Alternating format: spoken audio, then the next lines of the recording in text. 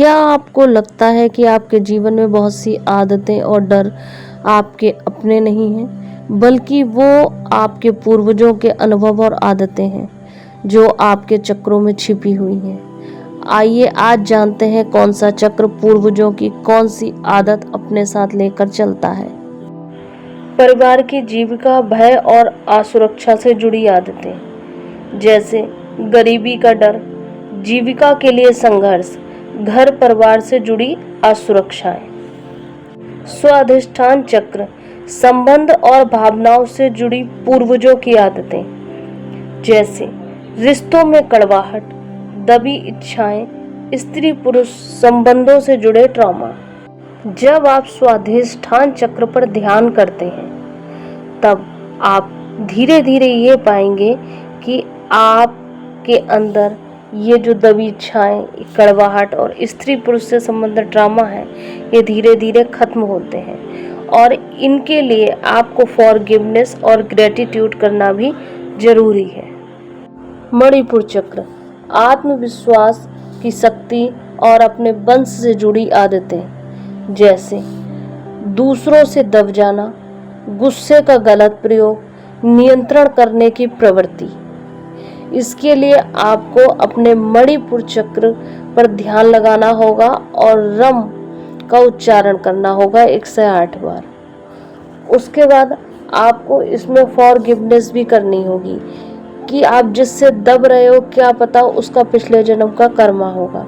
इसके लिए आपको उससे माफ़ी मांगनी होगी और उसको माफ़ करना होगा और खुद को भी माफ़ करना होगा, क्योंकि आप अपने को इतना दबा लेते हो कि आपको पता ही नहीं चलता है कि आपकी अपनी आदतें हैं या पूर्वजों की। ये काफ़ी पूर्वजों की आदत भी आई होती है, कहीं ना कहीं आपकी आदत भी बन जाती है। इसलिए आपको खुद की भी सोल से माफ़ी मांगनी होगी। जब आप खुद की सोल से माफ़ी मांगेंगे तो जो आपको गुस्सा आता है ये धीरे धीरे प्यार में बदल जाएगा और आपका मन आपके नियंत्रण में आना शुरू हो जाता है। अनाहत चक्र, हार्ट चक्र, प्यार और क्षमा से जुड़ी आदतें। इसके लिए क्या है, जैसे हमारे परिवार में पीढ़ी दर पीढ़ी चला आ रहा गुस्सा, जैसे किसी की रंजिश होती है किसी के परिवार में या आपस में रंजिश होती है, मैं उसे माफ़ नहीं करूँगा, ज़िंदगी भर मैं उसकी डेयरी पे नहीं जाऊँगा, उसके इतने मुकदमे हैं, उसे कभी मैं माफ़ कर ही नहीं सकता।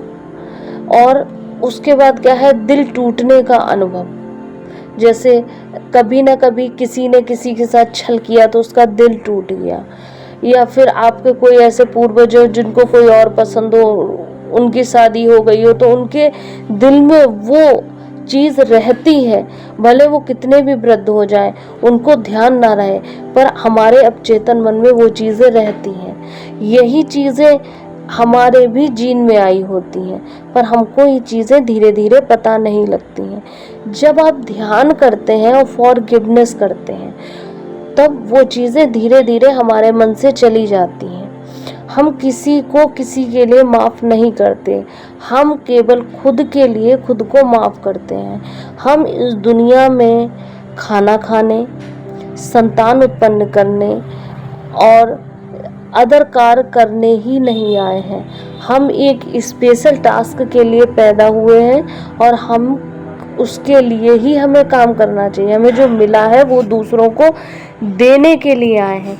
जब हम ऐसी भावना रखते हैं तब हम सब चीज़ों से ऊपर होके अपने पूर्वजों को भी जो फंसे हुए हैं किसी न किसी लोक में, उनको मुक्त करते हैं। आप विश्वास मानिए। विशुद्धि चक्र, बोलने और अभिव्यक्ति से जुड़ी आदतें, जैसे सच ना बोल पाने की आदत, आवाज़ दबा देना और परिवार में संवादहीनता।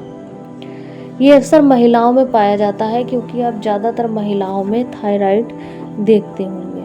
होता क्या है, पुरुष वर्ग जैसे काम पर बाहर चला गया, महिलाएं घर रह गईं, उनको जाना है अपने काम से, पर वो अपनी आवाज़ को दबा गई। कहीं कहीं पर अपने परिवार के डर से वो अपनी आवाज़ को नहीं उठा पाई, पहले पिता के डर से, फिर पति के डर से, कहीं भाई के डर से, कहीं अपनी संतान की डर से, कहीं सास की डर से। ये आवाज़ें वो अपनी दबा जाती हैं। इस चक्कर में उन्हें थायराइड भी होता है और जब वो अपनी संतान को उत्पन्न करती हैं तो उनके अवचेतन मन में वो डर बना रहता है। जब गर्भ में शिशु पलता है तो उस शिशु के अंदर भी वह डर आ जाता है और उस डर के साथ ही वो शिशु पैदा होता है। उसके बाद हम उसमें देखते हैं ये स्कूल में नहीं बोला, ये ऐसा रह गया, ये इसमें ये कमी है, ये माता से ही बच्चे में आती है। इसलिए जब माँ गर्भ के समय ध्यान करती है तो वो अपनी एक अच्छी संतान को जन्म देती है। हमारी कई आदतें हमारे पूर्वजों से ही मिलती हैं, जिस पैटर्न को केवल हम ध्यान, फॉरगिवनेस और ग्रेटिट्यूड के वजह से ही हटाते हैं। ग्रेटिट्यूड वह चीज़ है जैसे हम कीचड़ में पानी तब तक डालें जब तक वो कीचड़ उस गिलास से साफ होकर साफ पानी से ना भर जाए। ग्रेटिट्यूड वह आदत है जिसको जितनी गहराई तक हम ले जाएंगे वह हमारी आत्मा को एक उच्च स्तर तक पहुंचाता ही है। आज्ञा चक्र, थर्ड आई चक्र, सोच और दृष्टि से जुड़ी आदतें जैसे अंधविश्वास, सीमित सोच, पूर्वजों की धारणाएं जिनसे जीवन संकुचित हो।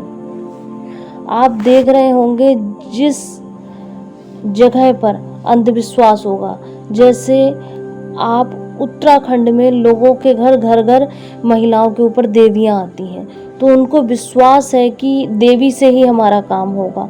किसी को है हमारे पितृ पूजे जाएंगे तो हमारा काम बन जाएगा, तो उनके पितृ पूजे जाते हैं तो उनका काम बन जाता है। ये कहाँ से आया? ये उनके पूर्वजों से उनके ऊपर पैटर्न आया, क्योंकि उनके पूर्वजों के जीन में ये चीज़ थी। वही चीज़ पैटर्न आते आते हमारे जीन में भी वो चीज़ आ गई है। तो जो पूर्वजों के पैटर्न है, जैसे किसी के यहाँ सरकारी नौकरी का है तो उस बच्चे में भी आएगा कि बस सरकारी नौकरी हो गई, जीवन हो गया, क्योंकि वो धारणाएं हैं पुरानी। आपने कभी ब्रह्म ऋषि पत्री जी को सुना होगा, ओशो को सुना होगा, नानक साहब को सुना होगा, कबीर को सुना होगा, या गीता को सुन के सही मनन किया होगा, सही समझा होगा, तो किसी ने आपको फूल, बेल, पत्र, आडंबरों में नहीं फंसाया होगा। उन्होंने केवल एक ध्यान पर ही जोर किया होगा। यहाँ तक गीता में श्री कृष्ण ने भी लिखा होगा, केवल तू मेरा ही ध्यान कर, इसके अलावा कुछ नहीं। इसका मतलब ये नहीं था कि क्या कहते हैं कि आप श्री कृष्ण का फोटो लगा के उनका ध्यान करें। श्री कृष्ण भी ध्यानी थे, महा अवतार बाबा जी भी ध्यानी थे। किसका ध्यान? अपने अंदर बैठे हुए गुरु तत्व का ध्यान, अपनी सांसों पर ध्यान, अपने ध्यान का ध्यान करना ही परम सत्य है। आपको पता है नाम जाप भी एक ध्यान की प्रक्रिया है। आप अपने पूर्वजों की मुक्ति भी सहज तरीके से कर पाएंगे। सहस्त्रार्ध चक्र, क्राउन चक्र, आध्यात्मिक और ईश्वर से जुड़ाव की आदतें जैसे धर्म से कटाव, ईश्वर से डर या विपरीत रूप में गहरा भक्ति संस्कार। यहाँ पर धर्म से मतलब ये नहीं है कि हिंदू, मुस्लिम, सिख, ईसाई, ये धर्म नहीं है, एक संप्रदाय है।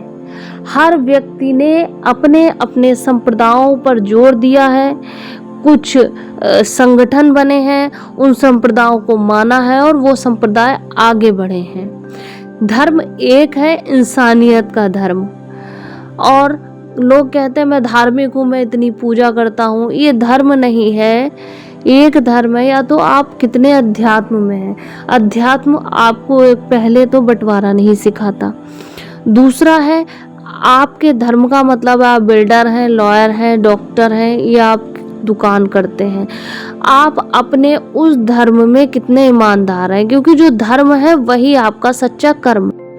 शायद आपको ये मेरी बात बहुत अटपटी लग रही हो, पर शायद जिस दिन आप क्वांटम फिजिक्स को जानेंगे उस दिन मेरी इस बात पर विश्वास करेंगे।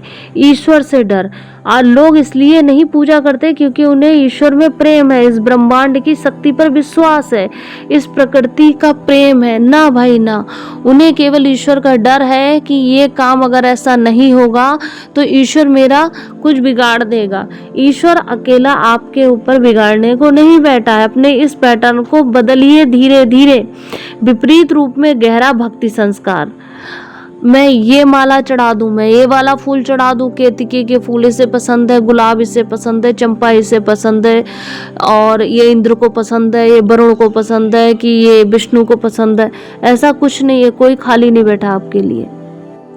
इस ब्रह्मांड में सब कुछ एक एनर्जी है। जैसे हम किसी एनर्जी से जिस प्रकार जुड़ते हैं हमको वैसा ही फल मिलता है। हम सकारात्मकता में जुड़ते हैं तो सकारात्मक, नकारात्मकता में जुड़ते हैं तो नकारात्मक। आप किसी व्यक्ति का 10 दिन उसका फोटो लेकर या उसको याद कर कर आप उसको सुबह शाम दोपहर आई लव यू भेजें, दिल से भेजें, अपनी सोल से भेजें।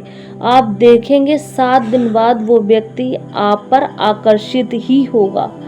अगर आपका इंटेंशन अच्छा हो, अगर आपका इंटेंशन गलत हुआ, आपने अपने किसी वासना के चक्कर में उसको वो फीलिंग भेजी, तो आप मान लीजिए वो आपका दुश्मन होगा।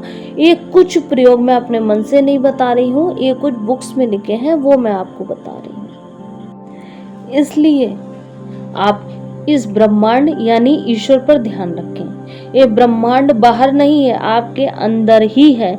और जिस गुरु को आप बाहर ढूंढ रहे हैं वो गुरु बाहर नहीं है, वो आपके अंदर ही है। हम अपने गुरु तत्व की ही पूजा करते हैं। आपको मेरी वीडियो कैसी लगी? हमारे पूर्वजों के डर की आदतें, विश्वास, रिश्तों के पैटर्न और अधूरे कर्म ऊर्जा के रूप में चक्रों में छिपे रहते हैं। जब हम ध्यान, क्षमा और जागरूकता से इनको मुक्त करते हैं तब ये चक्र खुलने लगते हैं और हमारा जीवन आसान हो जाता है। आपको ये मेरी वीडियो कैसी लगी? मैंने इस वीडियो को बनाने के लिए बहुत सर्च भी किया और बहुत मेहनत भी करी। अगर आपको वीडियो अच्छी लगी हो तो प्लीज़ कमेंट करके ज़रूर बताइए। यदि आप चैनल पर नए हैं या आपने चैनल को अभी तक सब्सक्राइब नहीं किया है तो प्लीज़ चैनल को सब्सक्राइब कर लीजिएगा। वीडियो अच्छी लगी हो ये लाइक करके और कमेंट करके ज़रूर बताएं। Thank you so much.